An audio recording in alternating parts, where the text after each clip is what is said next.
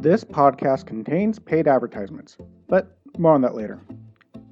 Welcome to the O'Connor Bootstrap podcast, where I discuss how you can grow your business by the bootstraps. This applies to everyone with an entrepreneurial spirit. That includes bootstrappers just starting out, established business owners, and business leaders. My goal is to help you grow both personally and professionally. I'm your host, Isaiah O'Connor. Welcome back to the O'Connor Bootstrap podcast. We're going to jump right in with today's sponsor, which is Audible. What is Audible, if you don't already know? A collection of audio information, books, podcasts, wellness programs, college lectures, etc. Online. They've got thousands and thousands of titles, but primarily books, of course. But these audiobooks are really amazing. Why do I like them? Well, I've always been one to listen to books being read. I read a lot. I'm an avid reader. I've read a ton of books, the old paperback style.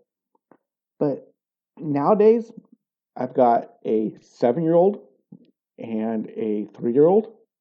Both boys keep me pretty busy at home. I'm running my balloon business. I'm doing a podcast, and I'm pretty busy. So I don't have a lot of time to sit down and read like I used to. Well, having an audio book, though, that makes it a lot easier. And considering probably a good 70 to 75% of everything I talk about I've learned from reading, I think reading is highly, highly important. And if you just don't have the time to read, well, Audible is the best thing you can do, especially if you're a bootstrapper, an entrepreneur, a business leader, because you can listen in the car, you can listen while jogging or exercising or cleaning the kitchen or doing laundry. Whenever you're doing anything else that needs to be done that doesn't require a lot of brain activity, i.e. cleaning the dishes, then you can listen to a book and gain well-needed information. And I've come a long way because of this very thing. And today I'm going to recommend the book, which you can get for free with a free trial over at audible.com/bootstrap. That's bootstrap with a capital B, audible.com/B bootstrap, is The Millionaire Next Door by Thomas J. Stanley. Now, with this book, by the way, if you sign up for the 30-day free trial, that's $14.95 a month. You get this book, you can get to keep it forever and listen to it as many times as you want. But The Millionaire Next Door is an explanation of what the American millionaire is. And it's quite interesting what the standard millionaire looks like versus what the standard Hollywood portrayal of an American millionaire looks like are two totally separate things that have nothing really in common except for the money they make. Actually, not even that. But to sum up, the most millionaires are first generation rich, something like 80%. Most of them are small business owners, bootstrappers, you might say, who started their own business, who found some little niche market to and grew their business and saved their money and grew their business and invested their money wisely. In other words, perfect for this podcast and my listeners. That's how they made their money, the most of them. And they live in the median income neighborhood with the medium priced house on the block, not the most expensive, not the least expensive. They don't buy fancy cars. Most of them buy locally made cars, or i.e. a Ford, for example, versus a very fancy Lexus. They don't drive fancy cars. They just buy good, reliable, solid cars. They don't spend a lot of money on suits and ties. They don't buy caviar and crackers. They buy cheeseburgers and beer. They're just regular dudes, hence the name The Millionaire Next Door.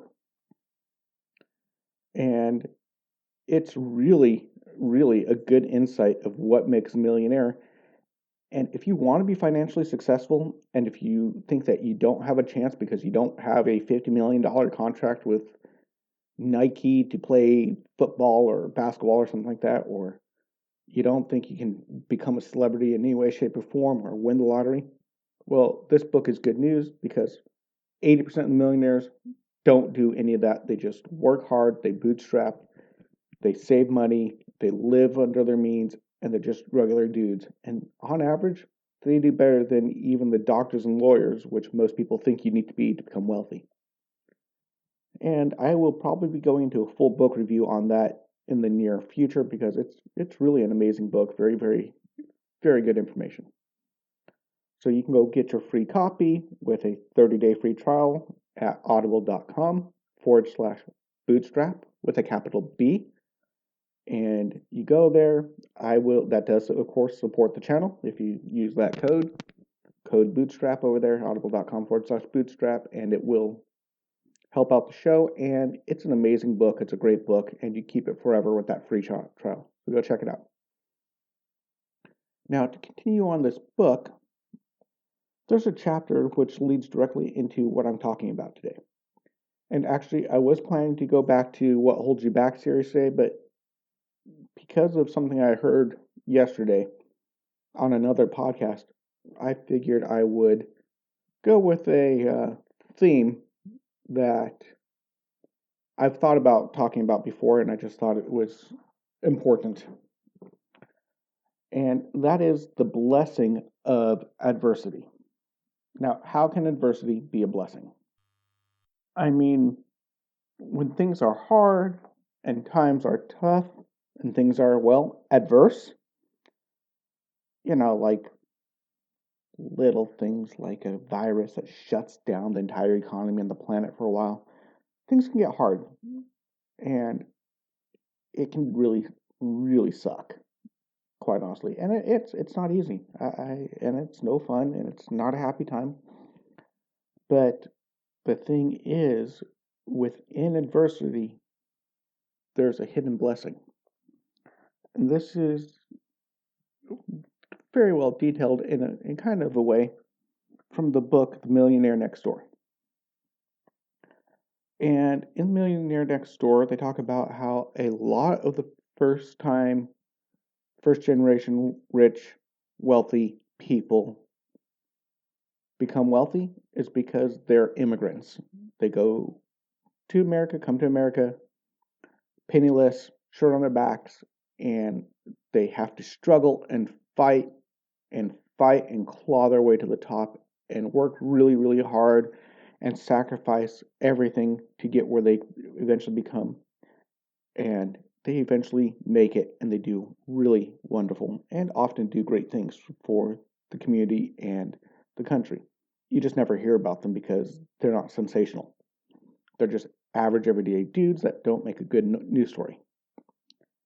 And so they don't explicitly state in the book that I can remember, but it's almost as if, actually they talk about it a little bit, it's as if their adversity drives them. Matter of fact, I can't remember if it was in this one or its companion book, also great, The Millionaire Mind, which goes a little bit more in detail. A lot of these people are not the smartest. They're not the highest college graduates. One guy was a high school dropout, but it's because people kept telling him, you're not going to be able to succeed. You can't do this. You'll never amount to anything. You're a horrible person. You're too stupid. You're too lazy. You're too whatever to succeed. They took that and used that as fuel in order to succeed. And so even adversity such as this, as being told that you can't do something, can be a blessing because it can fuel your ambition to succeed. And then there's the flip side of that, which will be a good lead into my next time I talk about what holds you back, which is laziness. Is the part of the problem is when most of these millionaires make their money and they're now well off and their family's taken care of and everything's happy, then start to do what every good parent wants to do, and that is make a better life for their kids, which is absolutely understandable and heartfelt and the right thing to want. And in doing so, they protect their children from the very thing they need to succeed, which is adversity. Now, these are the kids, the rich kids, the kids from privilege that you see in Hollywood. The people that are kind of lazy, a little stuck up, self righteous, and feel like the world owes them a living just for existing. And this is because, in order to try to take care of their kids, the average millionaire kind of sort of puts their kids on adult child support, and they don't really empower their kids to grow and succeed because their kids never have to fight for anything. They don't have to learn through adversity. They never get a chance to struggle and fight and grow because of this. And so when their parents die, eventually the money runs out. And I can't remember where, but somewhere I read to make a quote, which was from rags to rags again in 3 generations. And that's about average. So you have rags to riches, then they're rich for 1 generation, and then the generation after that goes back to rags. The long-standing families that become wealthy and remain wealthy through multiple generations, like the Rothschilds or something like that, well, those are the very, very, very rare exception. And I believe the strongest point about this is because the ones in the middle never face adversity. So therefore, they don't understand what they have. They take it for granted and they don't fight, they don't grow, and they never succeed because of this. And I've seen it time and time again. I've seen it over and over again with different people's lives, different sports stars even. Matter of fact, sports stars quite often fall in the same trap as lotto winners, which is when they get famous and they get these huge contracts for a few years, and then once the contract ends or they get sidelined from an injury or something and they're done, they don't know how to manage the money or deal with things or keep growing because they got a lucky break to become a sports star, born with some natural talent, natural ability, where they were able to get a full ride through college and full scholarship, and they get into football and they make millions of dollars. And yeah, I'm not saying they don't put in effort and they don't face challenges, but when it comes to financial success, business success, very few of these guys do you ever see go on leaving sports and remain successful people. A lot of these people go out and a few years later are flat broke, bankrupt, and struggling to get by because they don't know how to deal with the success they've earned, and justly so, because they get used to just earning money just for being able to do what they do. But as soon as that stops, then if they haven't learned how to deal with adversity and build up again fresh, then they crash and burn really badly. Now, there's an interesting story to this too. Way back in the early 1600s, matter of fact, to be precise, in 1627,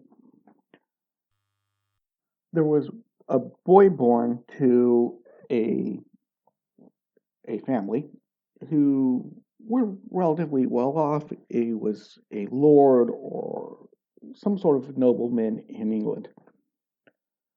But this lord, who had wealth and riches and estates and land and titles, understood that his children, if they grew up as children of privilege, might become bad people, might become spoiled, rotten little brats, and not understand the value of what they had, and not understand the value of hard work, and not understand the value of what they have. So, when his sons and his daughters were 3 years old ish and were weaned, they were sent off to go live with a poor family for the next few years. I do believe until they were 7 or 8 years old. Now, these kids knew that their parents were the wealthy landlords, but other than that, they ate the same food, they worked in the farm, they learned the chores, they learned how to work hard, and they learned what it was like to live hand to mouth. And the Lord did not intervene, did not give them extra privileges or anything else. He let his kids learn the hard way what it was like to be poverty stricken. Now, you may not agree with these methods today. It sounds a bit harsh, a bit extreme. And being a dad myself, I don't think I could ever send my kids off to go live with someone else like that. It would be too heartbreaking for me. However, I can understand where this guy was coming from, that he really wanted his kids to understand the privilege they had as a privilege, as something exceptional, and something to be valued. Again, back to value and value statements. That's part of the thing is if you work hard for something, you value it a whole lot more than when it's just given to you. And that's par for the course. That's something very important. Again, value is very, very important to anything you do.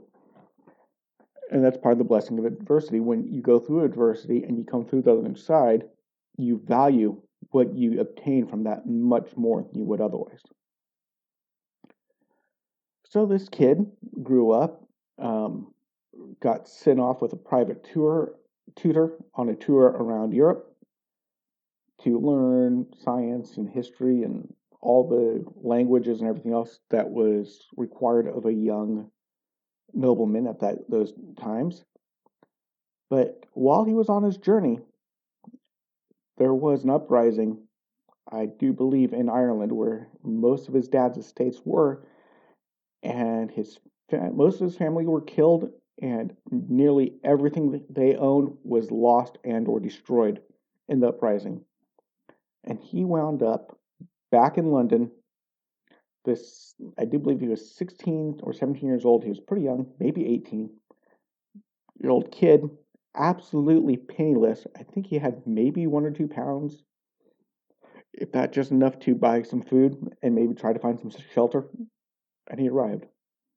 Fortunately for him, his sister had been married off to another lord who didn't suffer so badly, and she took him in. So yeah, there's some element of luck and chance in here and some good blessings. And she told him that the one last property that his dad owned was his now, and was just outside of London. I can't remember exactly where. So he went there and he found this piece of property, and that was, again, blessing, some luck. Now, of course, there's always that. But this property was losing money. It was horribly managed. It was really, really just tore to pieces. And yeah, you could live there, but that's about it. It was falling apart. The farms weren't being run well. They were not bringing in crops. It was just probably the worst piece of property you could own. But at least it was his, so there's that. But because of his training in adversity, because of understanding what it was like to be broke and penniless and fighting, instead of going, oh, well, this sucks, he went, oh, look, I've got something I can work with. He turned around and he worked really hard. He got rid of the slacker manager. He fired him because he found out he was cheating and all this stuff.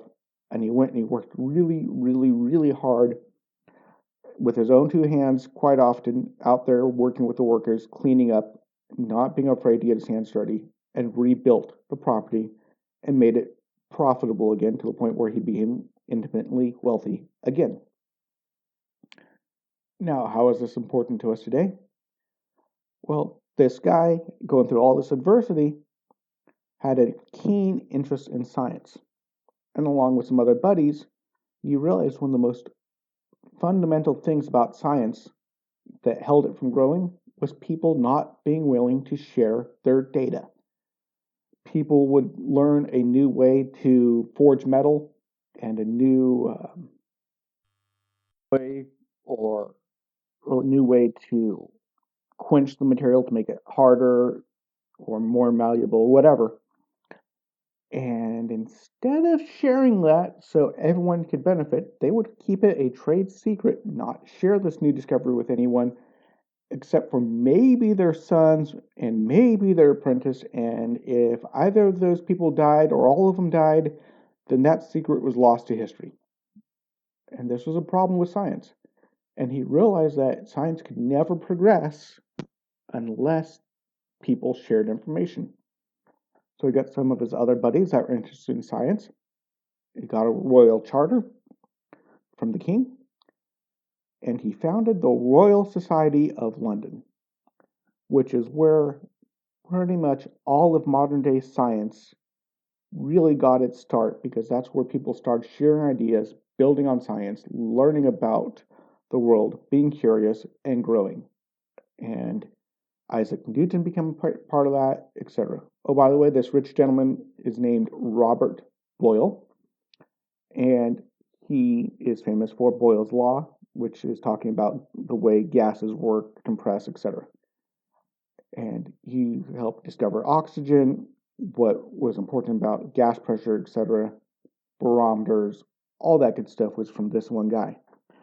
And I firmly believe that if he had been taken in and coddled and been raised up as the pampered rich brat, he would have never made all those discoveries. He would never done what he did.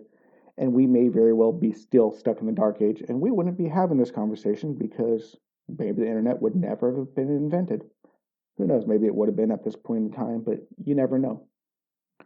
Adversity, struggle, trial, hardship is what made him the man he was. And being able to learn how to deal with it and go through is a huge blessing. Now, another blessing in this, and this is what I heard someone talk about in their business. They were talking about them growing up and them putting on plays and productions with a limited budget. And he said, it's kind of funny. When you don't have a large budget, you get really creative to make things work with your little budget. And that's what triggered this podcast. And I thought about that. Most bootstrappers, and if you're out there, you're a bootstrapper, you're just starting out, you probably don't have a lot of capital to start up with. That's kind of the whole point. You're not going out there getting a huge loan. You're not starting off with millions of dollars to start up with. You're starting off with a couple $100 and you're starting up your own company. And when you're flat broke and you're struggling and things are hard, you learn to become creative. You learn to solve problems that crop up that if you had a lot of money, this is a quote from the guy, if you have a lot of money, then the money becomes a solution. It doesn't force you to be creative. And that's a blessing because you learn how to come up with creative solutions so that even later, when you do have a lot of money and you can just throw money at the problem, you don't. You find out the best solution. Because, throwing money at a problem can work, but it may come up with a solution that's not a good one for the long term, might fail in the long term, or might work but be very, very costly, and you can do it for far less money and far better and more efficient. So not having a lot of money as a bootstrapper is a blessing in disguise. It forces you to learn how to be creative. It forces you to learn how to find the best possible solution, the most efficient solution for the problem. than just throwing money at the problem. And so it's quite interesting. Um, and that was, by the way, that was the Ben Shapiro Sunday special with his producer, Jeremy Boring. Quite the interesting story. And I don't really care where you lean on the political spectrum. I highly suggest that actual episode because he talks about business. He talks about his business grew, how his business almost collapsed from over success, and it was very, very much a business lesson as well as anything else. Highly recommend that episode. And so, yeah, here's the point. When you're struggling and things are tough, look at it as a blessing, because if you never have to fight, if you never have to struggle, then you're actually not likely to succeed. And not only that, but you might be set up for failure. Matter of fact, you might almost certainly be set up for failure. Matter of fact, I know one lady personally whose parents, when they died, left her and her sister something like $200,000 or $300,000 each. And so they took that money and lived like an heiress for 2 years. And once the money was gone, they had to go out, get jobs, and they've been broke and struggling and not making it hardly at all, just barely making it by skating by the skin of their teeth ever since. They have not done well because they never learned how to deal with the hardships with life, with money. They inherited a huge amount of money and they didn't know what to do with it because they didn't earn it themselves. They didn't value it. They didn't invest it. They didn't do anything with it except for live high on the hog for a while. And eventually wound up just working just over minimum wage, working at security and other odd jobs, just barely scraping by, living in a little tiny apartment in the bad side of town. I mean, this is the problem with not having adversity. So if you have adversity, if things are tough, if things are hard and even bleak and looking hopeless, stop, take a step back, evaluate your situation, start with the most important thing, which I've said before, which I tell myself often, which is the very first most important step. You need to realize that take a breath in, take a breath out. If you can do that and you're breathing, then that's a very good start. That's all you need. You need to be breathing. If you're not breathing, then you're having other problems. But if you can breathe in and out, and you can wake up to face the next day, no matter how hard it is, no matter what struggles you're facing, and believe me, I understand. I've been in those tough times, living those tough times right now. Just trying to fight through these hard times, fight through the adversity, put food on the table for my kids. This is hard. It's not fun. It's not fun. Adversity is not fun. I'm not saying, don't go, look, hey, I'm struggling right now.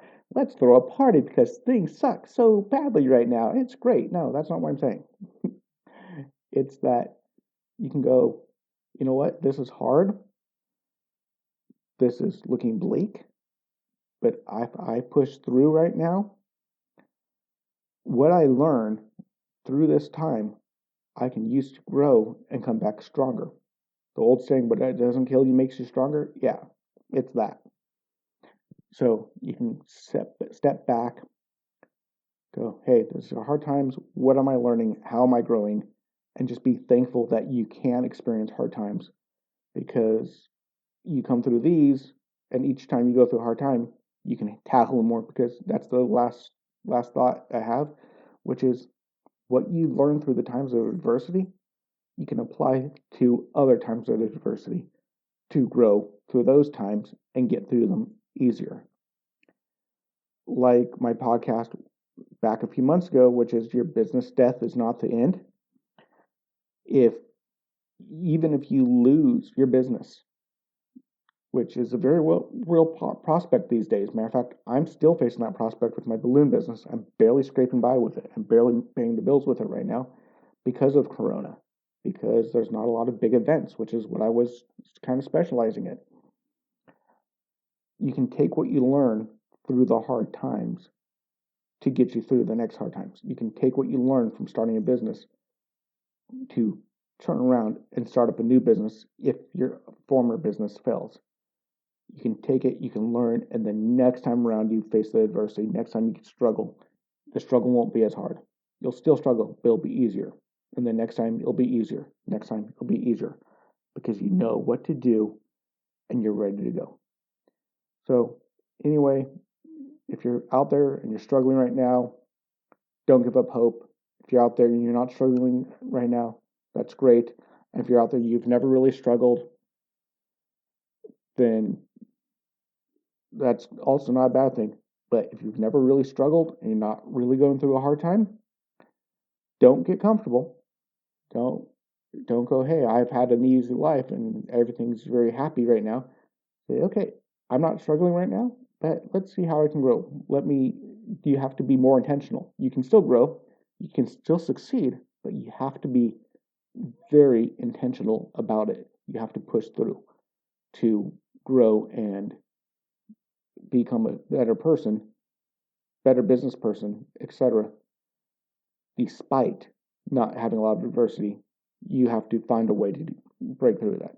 Now, what that way is, I can't tell you because I've struggled a lot in my life. So I understand the adversity part. I don't understand the getting everything handed to me part. But there's ways to push through that, and there's success stories of people who have taken other money they inherited and turned around and gotten bigger and stronger with it, which is pretty amazing because it's pretty rare. Anyway, y'all have a great day. Talk to you later. Bye-bye. If you found value in this content, please leave a comment and give us a 5-star rating on whichever podcast platform you use. We're on Apple Podcast, Spotify, Google, and most other podcast platforms. If you would like to support us, you can check out our sponsor links, or if you'd like to support us directly, you can donate or join our membership program at buymeacoffee.com/bootstrap. Of course, it really helps when you share these podcasts with your friends as well. If you'd like to interact with me and other bootstrappers and leaders, you can join us over at our O'Connor Bootstrap Podcast Facebook group. You have been listening to the O'Connor Bootstrap Podcast, an Atheoz Business Solutions podcast. For a companion podcast, the Atheoz Business Podcast, which is hosted by Jason St. Clair, past episodes and related blogs, please check out our website at www.atheoz.com, which is at www.atheoz.com or theoz.com. Until next time, I have been your friendly neighborhood entrepreneur, Isaiah O'Connor.